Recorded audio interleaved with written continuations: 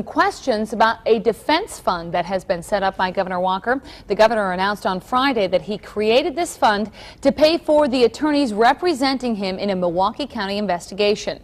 That investigation looks into some of Walker's former staffers in the county executive office.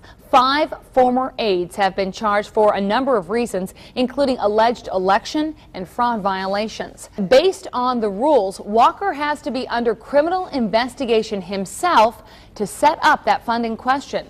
Walker has not been charged and denies being investigated directly. He says he set up the fund with the help of the Government Accountability Board. Walker claims no taxpayer money has been used. Want to know where this money is coming from.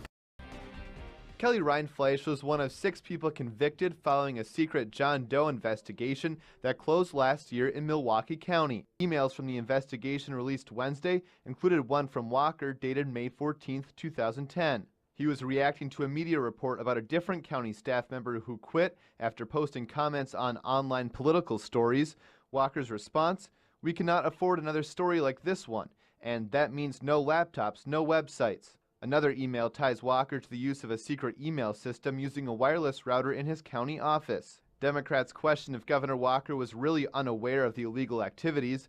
Democratic National Committee Chair Deborah Wasserman Schultz was in the state Wednesday for a conference call with reporters. It is unfathomable to me, or anyone elected that I know, that you would have your senior staff that engaged in unethical activity, and you would have absolutely no idea what was going on.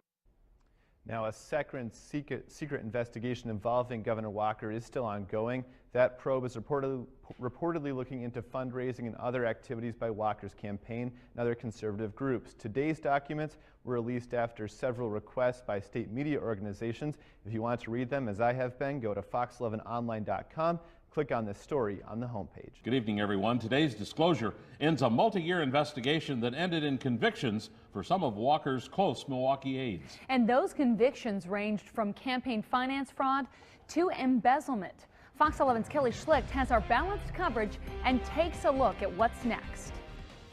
The investigation began in 2010. Last year, campaign finance documents showed Walker had established a legal defense fund. As of February 1st of this year, that fund had $200,000 in it. Democrats like State Assembly Minority Leader Peter Barca say Walker still needs to own up to what he knew. But now it's time for him to talk. I think it's time now for him to take some ownership and responsibility. He hired these people, he supervised these people, and clearly the taxpayers and certainly a veterans group were cheated. Some Democrats still allege Walker must have known what went on with staffers, particularly those working on behalf of his campaign during their normal county employee hours. Now, 5 people were charged and convicted during the John Doe investigation. Tim Russell was the deputy chief of staff when Walker was Milwaukee County executive. Russell will be serving 2 years in prison for embezzling money from a nonprofit. Another aide, Kevin Cavanaugh, will spend 2 years in prison for embezzling more than $50,000 from the Veterans Service Commission.